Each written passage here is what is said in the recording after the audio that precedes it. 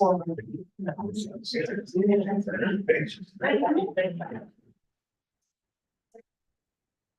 evening, everybody. I'll call the regular City by Lakes Council meeting, Tuesday, May 28th, 2024. Lauren, roll call please. Scott. Here. Beauregard. Here. Grams. Here. Kramer. Here. Zins. Here. Everybody please stand for the pledge of allegiance. Pledge of allegiance to the flag of the United States of America, and to the republic for which it stands, one nation, under God, indivisible, with liberty and justice.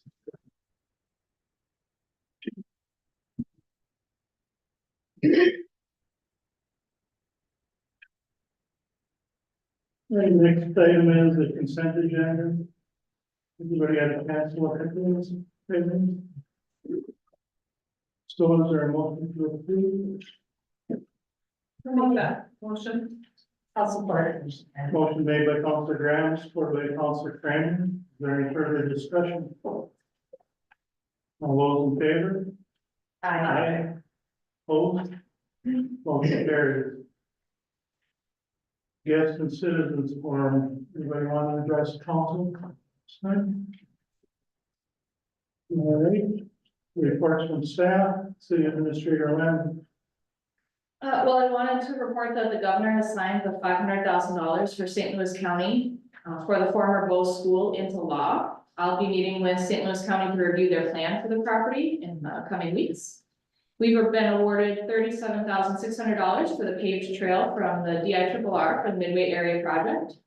And the East Range Police Department is now able to accept donations from the public to a restricted fund dedicated to expenses for K-9 Officer Siebert and K-9 TAC Night. Anyone interested in donating can make the checks payable to the East Range Police Department and drop them off at the department or at the city of White Lake City Hall. Officer Siebert and TAC have plans to do demonstrations during the Aurora 3rd of July celebrations as well as water. I wanted to thank Larry for ensuring the cemetery was looking good for Memorial Day despite the poor weather. And I wanted to thank the fire EMS departments for successful bill signing with Governor Walz last week. Thank you.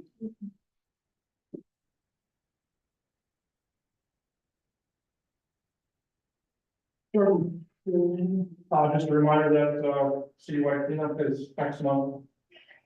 So that's where you can put stuff on. I believe we'll have an ad in the paper. Yep. Shocker. Here to shop. Times.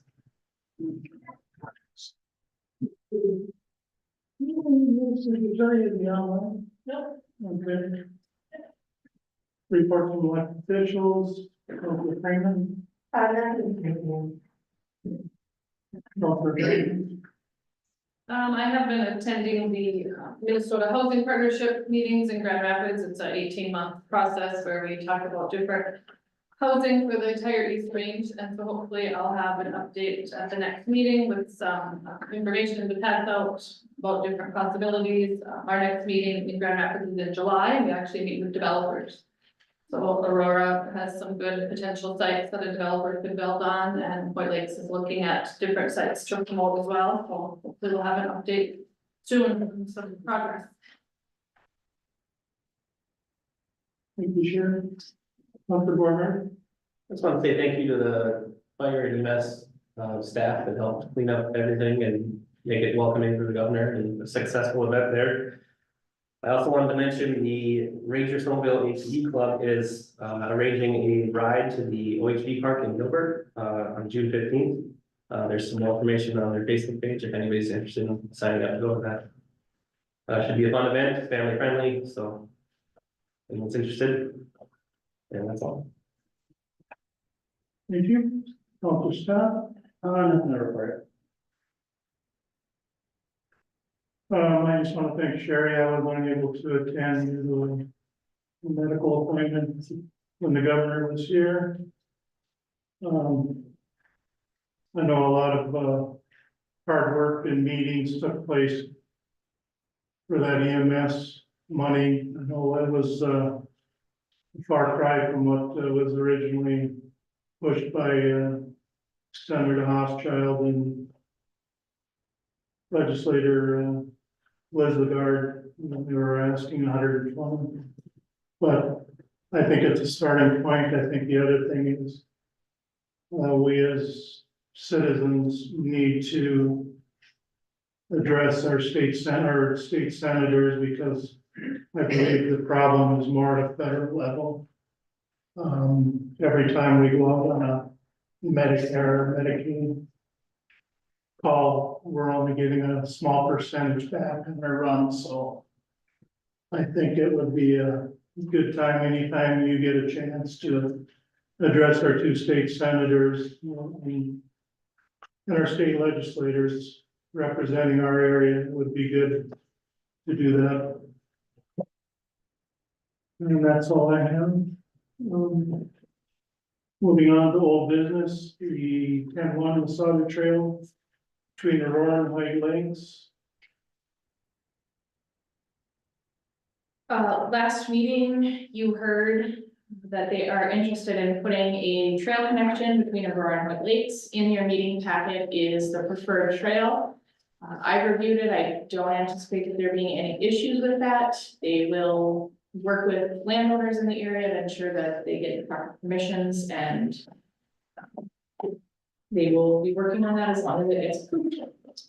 And this is the bike trail, correct? It is a paved trail for biking or walking.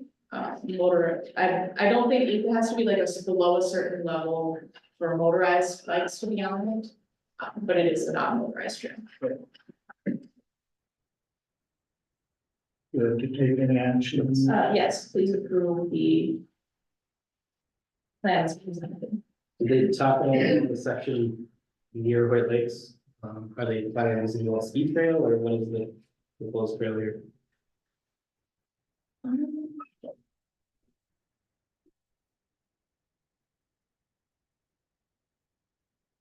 You're talking about the- Stevens Chambers on the White Lakes. Oh, yes, yeah. I think it is Old Trail. I don't think it follows ATV trail. I remember I asked her if it would interfere with any of the ATV, and she said it's not, it would run alongside or pull In some some. spots, yeah. Right now, I believe the ATV club has all of that ski trail now, so. If they are using it, that's. ATV trail would have to be discussed with the club. Right. Yeah, I think this is just their initial proposal, and once they receive that, yes, this trail looks good to us, that they will seek permissions from property owners and get a more definite trail. They have been in the area surveying. All right, is there a motion to approve the initial map for the Wasabi Trail between Aurora and White Lakes? Make that one. Each motion made by Counselor Scott, is there support? All support. Second by Counselor Borgard. Is there any further discussion? All those in favor? Aye. Opposed? Motion carries. 10-2 is the anti-nepotism policy. There were a lot of questions asked at the last meeting. A lot of back and forth. Becky did some research and brought some information in front of you. Anybody have any questions on this? I just wanted to make a comment that the policy was updated as discussed, so it would not apply to part-time employees, but it would apply to full-time employees. So a full-time employee couldn't have another full-time employee working for them that was a relative in their direct line of supervision, but that would not apply. No, first sentence reads, it just seems like any related person, Okay. not specifically the full one. So you would have to say a full-time employee to be the supervisor of a related full-time. Yeah,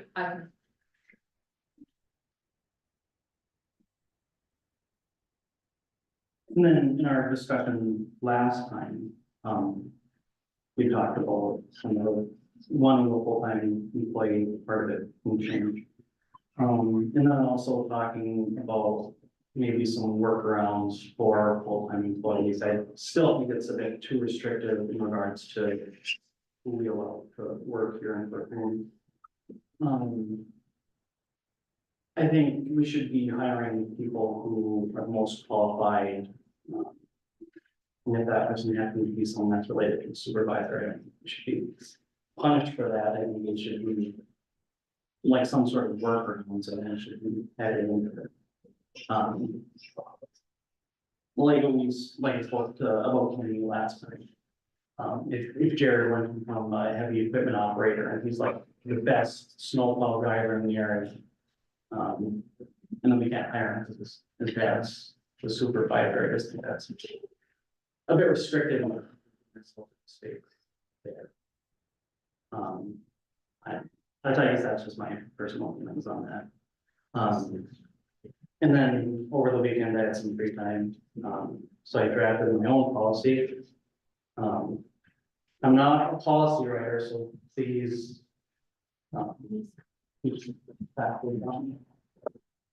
Give me some leniency. I don't get paid the big bucks, but I don't. Okay, I have to put one back, so. I'll take yours. So I just wrote my own, and I kind of brainstormed some workarounds. That on the back where I put if a related person has the experience and expertise to do a required, or to do required job duties. There are no other equally or superiorly qualified applicants for the listed job position. They may be hired in a position in which they are supervised by a related person.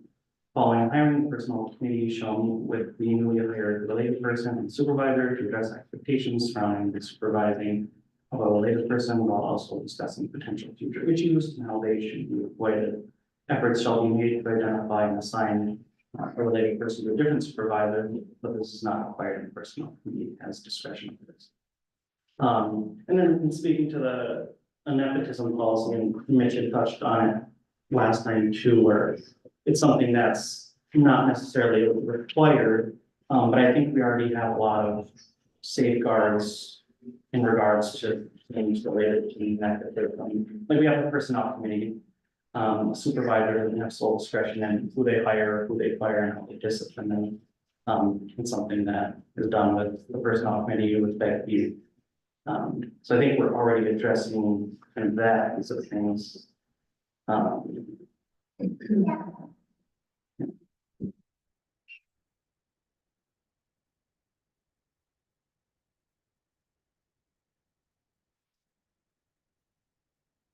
Can you read your policy so we can hear it or see what it is?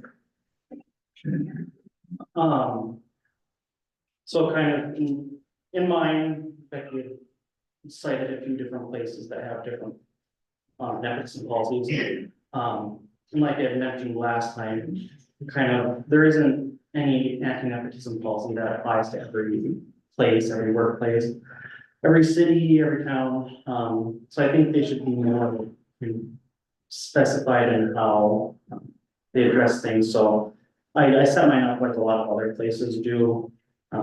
So just kind of the purpose of this policy is to ensure that all applicants and employees are provided equitable and fair treatment within the city of White Lake regardless of who they're related to. This policy was created in an effort to avoid favoritism due to relations between employees and various issues that arise in places of employment due to nepotism. The city acknowledges that due to the population size and the composition of the people within the city, there are times when related persons might supervise one.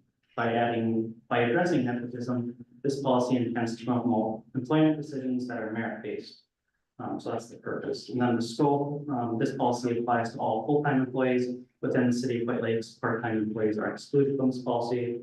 So I guess just adding kind of that scope piece it kind of clarifies who it is and isn't related to. So we don't have to be guessing, is that like what the first sentence does not allow a full-time employee to be supervised for a related person. They mean a full-time related person, a part-time related person. So that kind of clarifies that piece. And then the actual policy, kind of the meat of things, the city of White Lakes prohibits nepotism in employment practices. Supervisory personnel, including the city administrator and department supervisors, are not permitted to provide preferential treatment to related individuals solely because they are related. Employment decisions, including hiring, transfer, suspension, promotion, discharge, reward, discipline, or the adjustment of grievances must be placed solely on job-related criteria and merit. In most, but not all instances, the city of White Lakes does not allow full-time employees or allow a full-time employee to be a supervisor of another full-time related employee that is a related person. An employee shall not have sole discretion in making or attempting to make decisions related to the hiring, transfer, suspension, promotion, discharge, reward, discipline, or adjustment of grievances of a related person. The supervisor will engage in these and other actions with the personnel committee or its city administrator solely. An employee shall not have sole discretion in making or attempting to make decisions related to the awarding by the city of White Lakes of a contract to a vendor, business, or contractor owned or operated by a related person or current employee of the city of White Lakes is allowed to seek and obtain full-time employment with the city of White Lakes, but only if he or she is applying for a position or is placed in a position where the related current employee would not have sole discretion in the hiring process or would not have completely unrestricted authority over the position for which the related person is applying. So I put kind of in that piece, it's essentially what Becky had wrote, but just kind of making it more open to allowing related persons to supervise one another. And I put sole discretion is kind of a big piece in there, where the related or supervisor or the related person wouldn't be choosing to who they hire, who they fire, who they promote, will be something that's done in conjunction with the personnel committee. And Becky, well, Becky's part of this, but essentially, we're already doing that now, so this is just kind of redundant in that respect, because we already have a personnel committee that's addressing a lot of these issues. I already spoke to hiring experienced and qualified people. And then any complaints from employees within the city or from a member of the public regarding issues of nepotism and potential violations of this policy should be brought to the personnel committee so that the complaints can be investigated and resolved in the manner the personnel committee sees fit.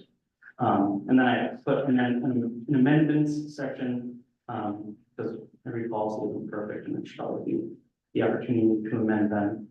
And I don't think mine should be accepted as is, it's just, I had a big long speech last time, and the only thing that had been taken away from that was add full-time employee in 2 sections of the paragraph. So I figured by having something more concrete to look at and look through, it'd be better to what my original nepotism policy would be if we instituted one. But like I said, we have a personnel committee already that's taking part in addressing personnel related issues.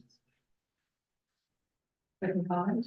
I haven't been able to read it, but from what you read, it sounds like several of those are in direct conflict with both job descriptions and the current employment contracts. And I guess, yeah, my job isn't to write policies. Like I said, it's just to give you an idea of what I want. Doesn't, I spoke about it last time. All that was added was full-time employee in 2 sections, and then council member was added in full section, which was something we didn't bring up. So that's interesting too, that something we didn't even speak about was added policy. But yeah, something for you to look at. You do better learning through reading through something as opposed to just hearing it. So that's why I wrote something. And you're more in tune with what the job descriptions are. And I'm not. So that's the reason for that. I think company members should be stricken from this also. We were elected by the public and they gave us their confidence in what we should and shouldn't vote on. I don't think you should be telling us who or what we should be able to vote on. I think that's a bit silly. I think there's laws that tell us that. Yeah. Anything that affects our household, we're not allowed. In a household, but not relevant. Correct? I would have to look at the specific statute, but it's an inherent conflict of interest for council members to be voting on things dealing with relatives. Sure, have you ever voted on anything related to Tim or the East Range Police Board? I'm sure I have, I haven't voted directly related to the chief's position, but I'm sure we've passed ordinances or things that apply to the joint police department, but they do have their own board that oversees, make those recommendations, so. And we have a personnel committee too. And I mean, I just thought of you because I know you and Tim. And I trust that you would make a decision that's the best for the public, not for a specific family member. Anybody else, also? Speak on this matter? Yeah, I guess I'm not fully clear yet on, how all these things affect everyone. I'm not ready to make any kind of vote one way or another on the policy as amended or Counselor Scott draft. I would need to look at both of them, yeah, have Mitch, look, I don't wanna be redundant and making another policy that already is in a policy, so like, if some of these are already in an employment contract or a policy, we probably need to repeat them in this one, but I wanna make sure we cover different scenarios and look at it from all sides, so I mean, I still would wanna review some of this before I made any recommendation on it. Do you, just like we did last time, if you have any comments on the policy, do you wanna get back to me with those and I'll make the changes and then update it for the next one? You might want to have, I mean, you have an established personnel committee, the council, you may want They to. don't have a disciplinary scope. What's that? They don't have a disciplinary scope. They do, No, what I'm saying is, you have a personnel committee, this is a personnel related matter, you may want, I'm just saying, you may want to refer it to committee for to do the markup work on it, and then they can bring forward a final product with a recommendation of the council, so.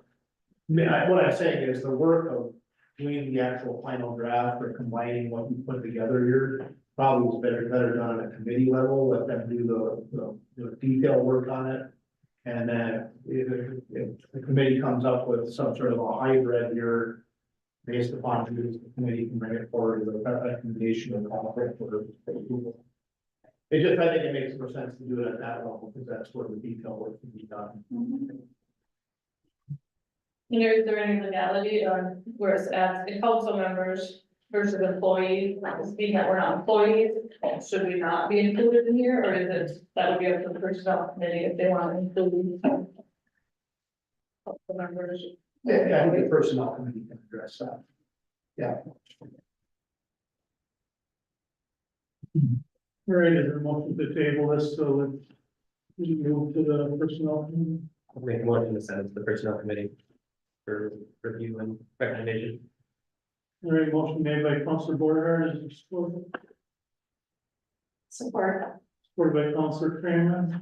Any further discussion? All those in favor? Aye. Opposed? Motion carries.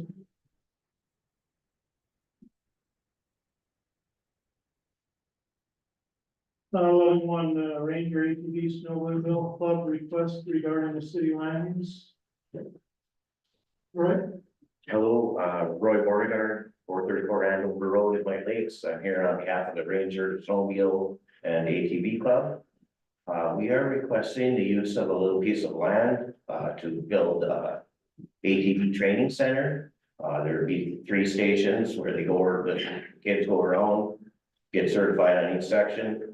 And we were hoping to use a little piece of land that's between the city garage and the flow building. There's a small sliver of land there. It's unused right now. It's kind of a bunch of debris been rolled down that little hill there. And this is the little spot we would hope to use because it's right by the snowmobile club building where the classes could take place. They could go outside, do their training there and get certified.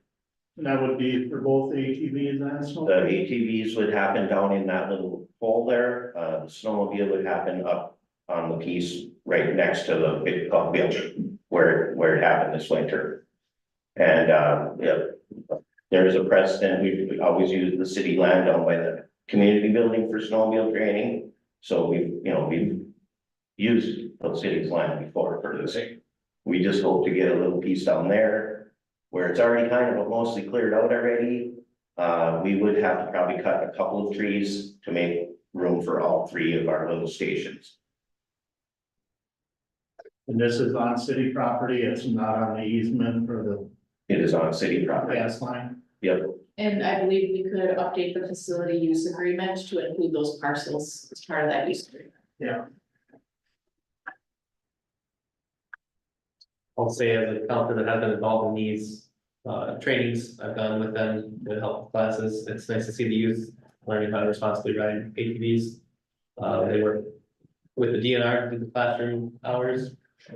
They go online to take their tests. They have to do a field test.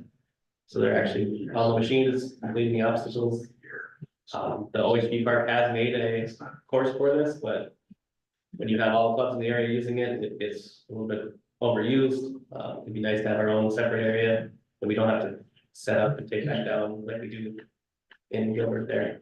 I think it'd be nice for our area to host these classes. I know our club is, I think was one of the only clubs that had an ATV class up on the air range last year, so we had a lot of kids from Duluth and all over that came to it. Okay. Is there a motion to approve the request regarding city land use? I'll make that motion. Motion made by Council Kramer, is there support? I'll support. There is clarification that you want, and especially if the request is approved, we want the motion also to do that. This facility use agreement would be a supplement, and recommended it needs to roll that in there and take it. Yeah, I have already written down there to approve the facility use as amended to. To add that in, okay, perfect. Yeah. Okay, with the original. Okay.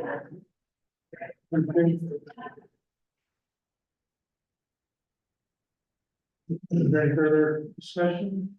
All those in favor? Aye. Opposed? Motion carries. 11.2, Ranger ATV Snowmobile Club request regarding trail improvements. Yes, so the Ranger Club was seeking the city's permission to fix the trail that goes around 3 fields up in the grass up there. As everybody knows, people just go up there and take whichever path they want, and it ends up being a big rutted up mess half the year. Well, our plan is to subcut the area a little bit, a 12-foot wide area, refill it with some profit fill that isn't gonna get thrown all over, and makes the 2 paths, one from the alley over around the fields, and one from the corner where the trail actually goes around the field, and meet up over by the police station there. If we got city approval with this, we have a likely funding source to help us pay for it. The Ranger Club would help with the dirt work, the subcutting and stuff with our own equipment. And yeah, that's the gist of it there. Also, the area that goes around the back of what is the water carnival area. As you know, once water carnival starts, that ends up being a mess for the ATV trails to get it through there without coming into the back of the water carnival gate. And if there was some way that we can work it into making a nicer trail go out and wider, stay right next to the woods and make our trail a little better over there too. So those 2 areas we would like to do some work on. Both of which would be funded from grants that we have pending approval of this.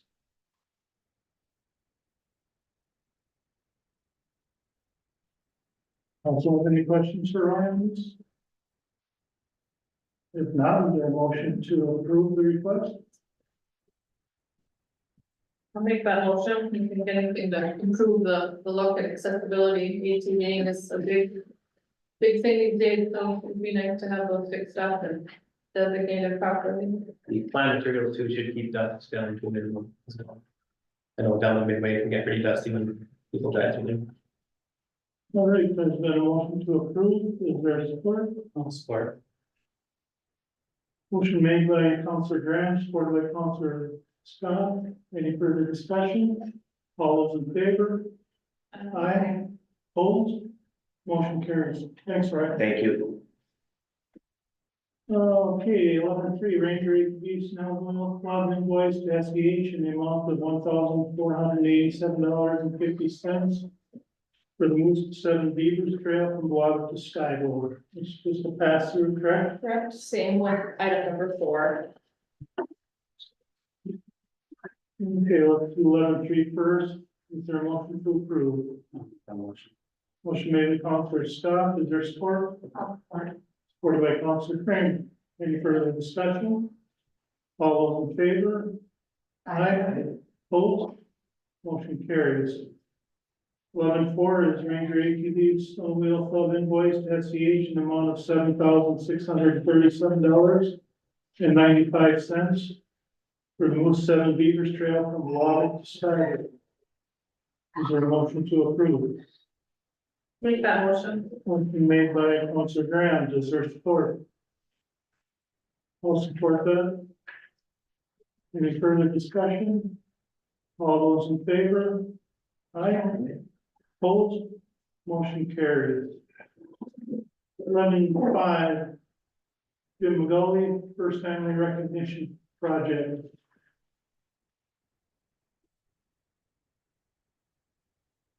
Thank you. Jim McGully, one of the first families of White Lakes, and Patty McGill Roby, another one of the first families. I hope you had a chance to look at these strange times in the article that we put in. That has generated, at last count, 130 replies on Facebook. And out of those replies, it's been filling in that fabric of all the people that used to live in this house, this neighborhood. Really been kind of fun if you go on and just look at some of the comments. We're getting started. We'll be having our first meeting shortly. Will be the kickoff, and so you may want to let law enforcement know that if you see cars with people and it seems like they're driving slow and they're looking at the houses, it's all part of something that's been reviewed down at City Hall. But what we are looking at is a lot of the little tips and clips, the nickel and dime type stuff. We're going to have printing, like photocopies. We're going to be, pens and paper, notebooks, clipboards, all that kind of stuff. As people are out assembling this information, we were able to locate all of the phone books from the early years, except 1962. So if anybody may have a 1962, we can use it. But after we do the first thing of mapping all of the town, all of the different people that have lived in the houses, then a verification team will be coming in to dig deeper to see who actually shows up as the first family to own the house. An example, when we first came to town, September '54, we lived at 112 Wyandotte. We rented while our house at 309 was being built. After we moved, the Tonskis moved in. And so Ralph, the Tonsky, has that lineage literally going back to 58 or 59, whenever they happened to buy it. So there are quite a few people that I've learned from that have that same experience. I think you are, Mr. Mayor. My family purchased that house when it was built, right after it was built. The house I live in currently was my mother's parents' house. Yeah. And they were the first homeowners there also. Yeah, and that whole crew that I used to hate playing baseball against. Hornet, Mike Cuddy. Some ball players up there. But what we were asking, and I'm not sure what the procedure would be. If we go ahead and just purchase items and then turn them in for review and reimbursement, I think that would probably be fine with us. It could be $500, it could be $1,000, somewhere in that range. But a lot of it will depend upon the city map. The one that I have, I'm sure you've all seen before. It's about 3 feet by 2 feet, where it has everything platted in with the street names and all the different lots for the homes. And putting that onto some type of surface that's rugged. And so that way people will be able to come during the water carnival and say, that's our place, and they can put in a dowel stick or some type of flag. That's where, if you read the article, the crafts people come in, the arts and crafts.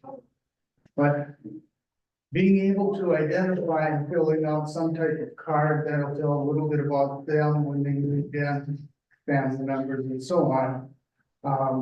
To ultimately, put together a little bit of a mosaic for those first years of, White Lakes. So one thing that could get a little bit spendy, Harry Scholar, Butch's father, took videos of White Lakes in those early years. And Butch has converted them to VHS. We'd like to convert them over to DVD. I have an old unit where you have the VHS and the DVD and you could do the transfer. And I'll work with that to see if I remember how to use it. This goes back to about the 90s. But if we had to have it done professionally, I think it runs about 35 or 40 bucks a tape. So that would be one of the things that we would have to consider, that could add up. Meeting rooms, the library, I think is good. The senior center, I think, all we have to do is let them know in advance so they can see if there's anything on the schedule there. Some of the places, if we were to meet at a restaurant, say over at Vaughn's, would it be out of line to submit like how much we spent for coffee? Because it probably want us to do something like that. Yeah, let's see.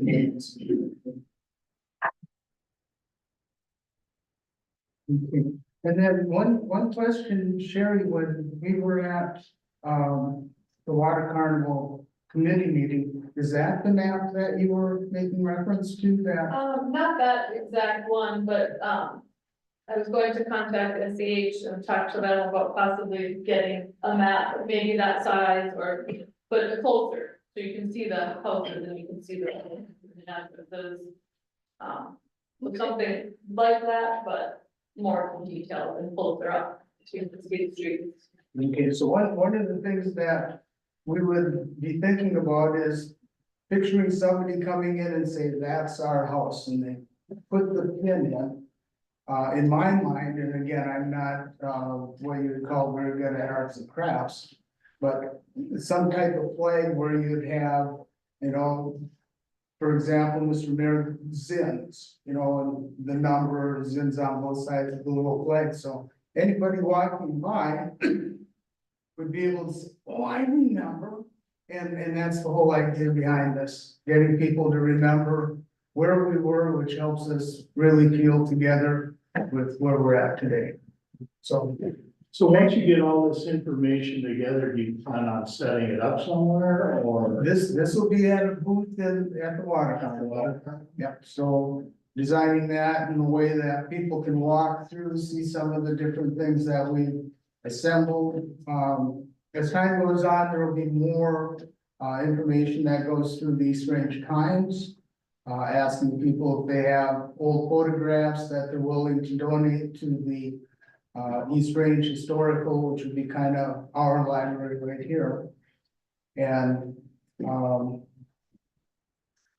maybe just loan for the event itself because they'd like to have them back.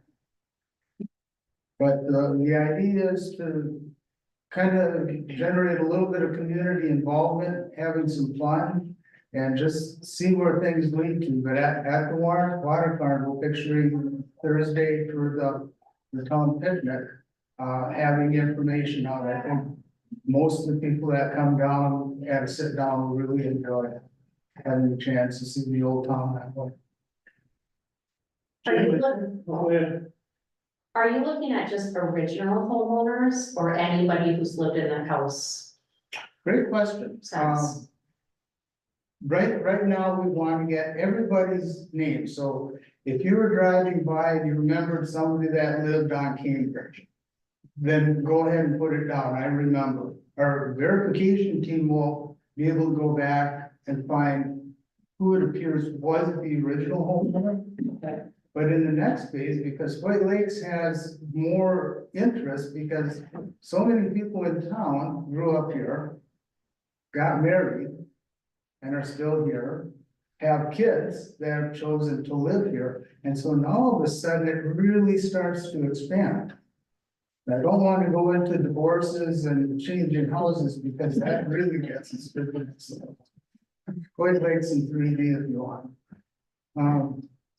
But yeah, that's the idea, and that's what I was mentioning about people going around, looking at houses and just putting names in. Is this an independent project or is this part of the East Range Historical Society? Is this pardon? Is this part of the East Range Historical Society or is this a separate project altogether? This is Water Carnival, this is White Lakes. Ultimately, when everything's complete, we might have a nice package to go over there, so anybody doing future research would have a great resource to build from. Any other questions for Jim? I just have one comment. You cannot financially support a project like this. This is not an acceptable use of taxpayer dollars. I would suggest you reach out to the Water Carnival Committee directly for funds or the White Lakes Chamber of Commerce. They both have funds available to support these types of projects. Okay, let me make the note. Legally, this is something, we cannot give taxpayer dollars to a private club entity. Okay, is it possible that if the Water Carnival Committee were to come up, that there would be monies available for them? We can only provide in-kind service. So like, So we're- when you have, you talked about Community center. meeting at the community center or the like library or. That's not a problem, we can authorize that. Yeah. We just cannot authorize taxpayer dollars, so we cannot write you out a check or reimburse you for. Expenses. Expenses, materials, things like that, it's a state statute, we cannot do that. Okay, but if the Water Carnival were to make a request, there could be funds for them because that's. No. We only provide in-kind. We have our own, Water Carnival is a 501 and we have our own Oh, funding, so if we said, sure, we wanna donate X amount of money to this project, we would pay for if you needed, like you said, pens, clipboards, paper, you know. If the chamber or Water Carnival were gonna donate to that, we could pay for that And stuff I'm gonna directly. clarify, Sherry is on the board for Water Carnival. She's not speaking as we city council. Sorry, Yes. Water Carnival Yeah. member, can just pay for expenses on your behalf, we can write a check if, you know, we okay, agree to that. For the chamber, if you requested a donation from the chamber, donations would have to make the city, so then, you know, I could certainly work with the city. With the chamber funds, it'd be a pass through, just like all the AT stuff, but okay, well, no, that's fine, you know, as long as you know where to go. You know, it's still, worth it. One last thing, I know I've taken up a little bit of time. Years ago for the Water Carnival, we had a little game called the penny pitch. And I think some are familiar with, the nickel pitch. To have something like that, in conjunction with the Water Carnival to raise some money, for the Water Carnival? Is that possible or? Is that, we could certainly talk to at our next meeting about, yeah, we can do something okay, like that, yeah. so would you like for me to get on the agenda for the next meeting to? It would be directly with Water Carnival. Yeah, I would get Water water Carnival. committee, Okay. they're having their meeting. I think it's a great idea, Jim. And the next Water Carnival meeting is June 6th, I believe. June 6th. Sorry. June 3rd, sorry, June 3rd. So if you either let Dan know if you wanna, you know, request something or, yeah, we can certainly bring it up at our next meeting. Okay. Well, I appreciate that, thank you. Thank you. All right, moving on, SEH request to release White Lakes Wellness Center project for bids. Mike, do you want to address that? The bid package is available, the SEH requests that you approve going out for bids. The bid timeline is in your meeting package, and that is why we have a special meeting called for accepting those bids. To keep the timeline moving and the schedule on track, so.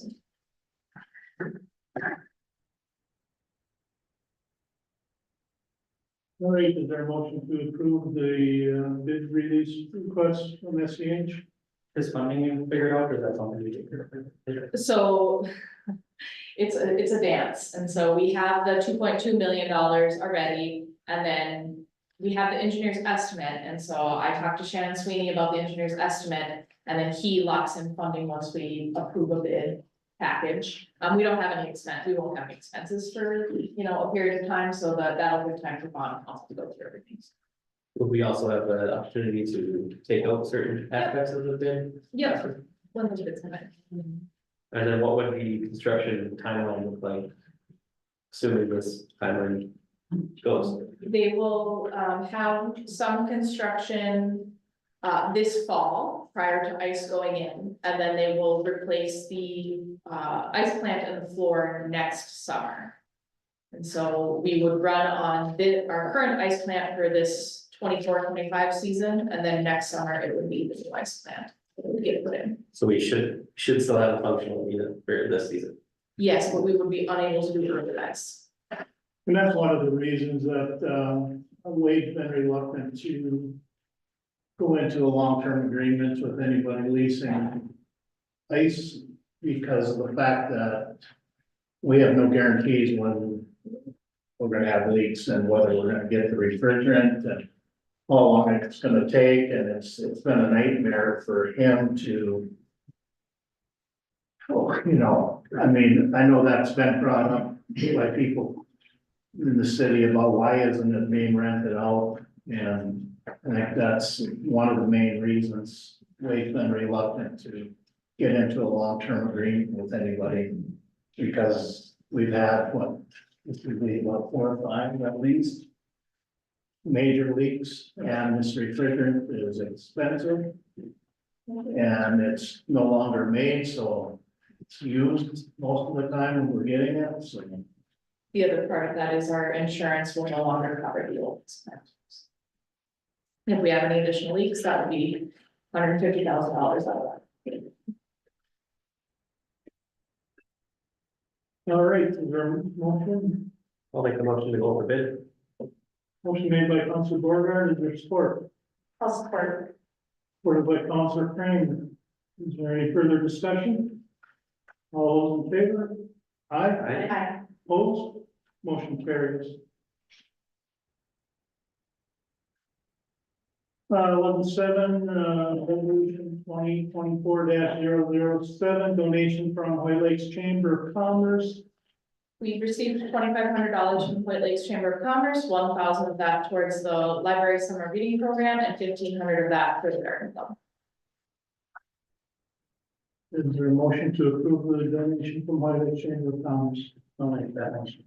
Motion made by Councilor Scott, is there support? I'll support. Support by Councilor Borgard. Any further discussion? All those in favor? Aye. Opposed? Motion carries.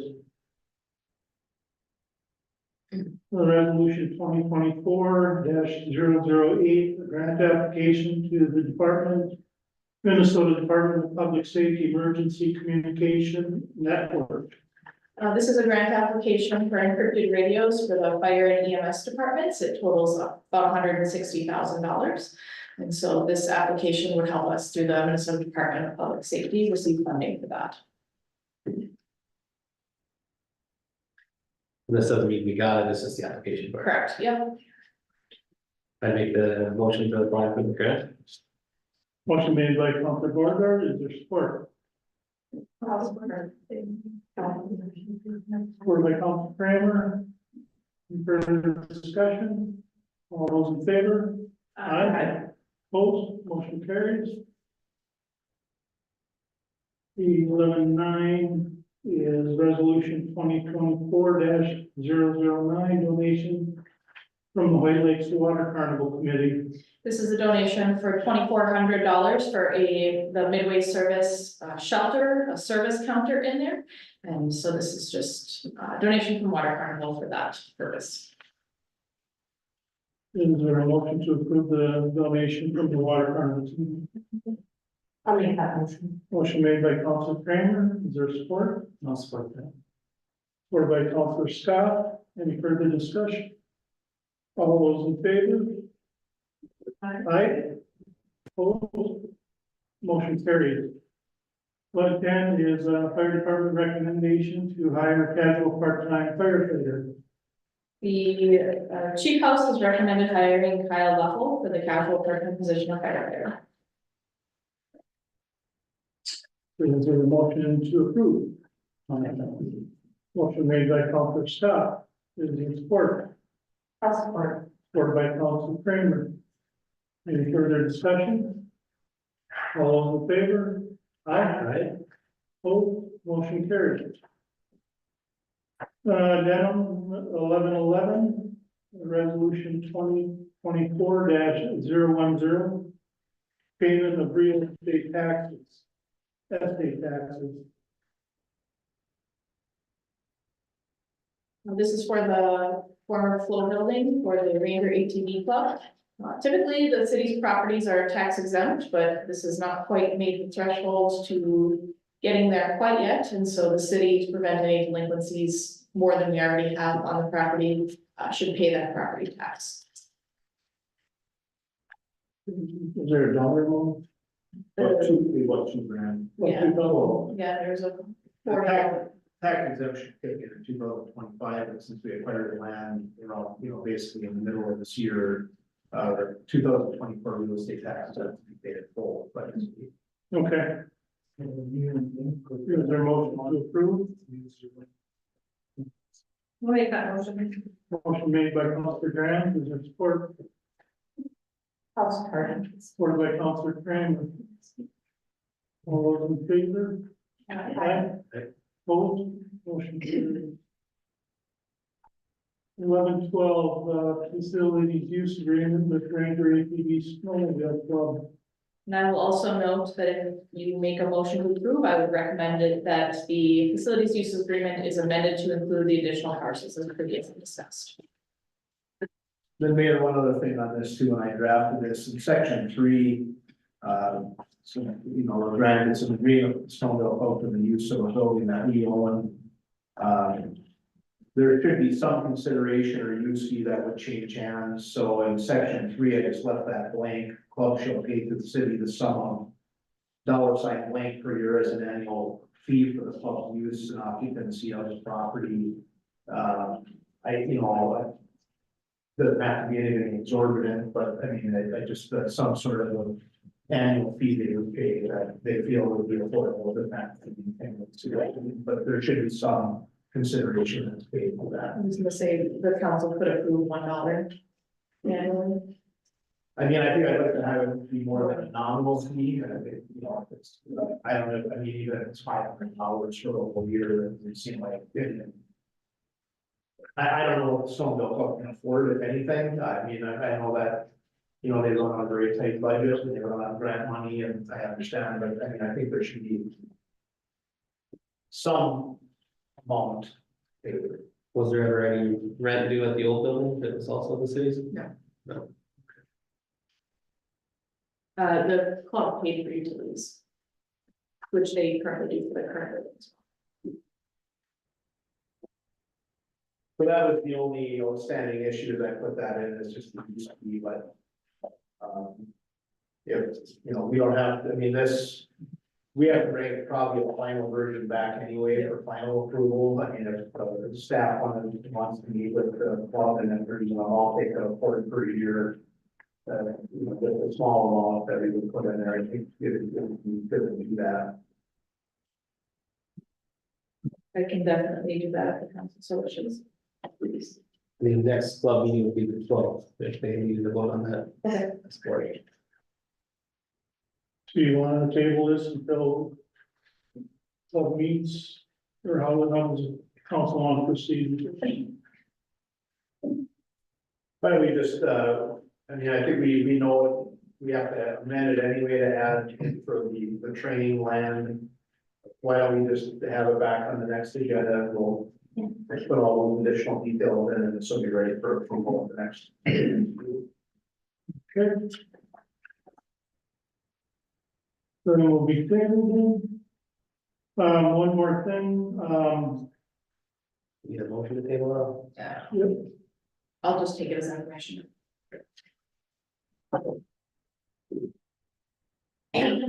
Just before we adjourn, for personal reasons, I'll be resigning from the city council effective June first. It's been an honor to serve the residents of Lake Lakes for the last 19 and a half years. And I'd like to thank all the former and current city staff, and council members.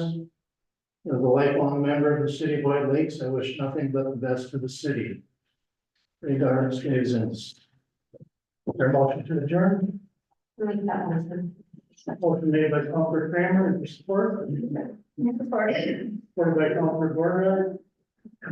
Counselor Kramer, excuse me. All those in favor? Aye. Motion carried. Thank you.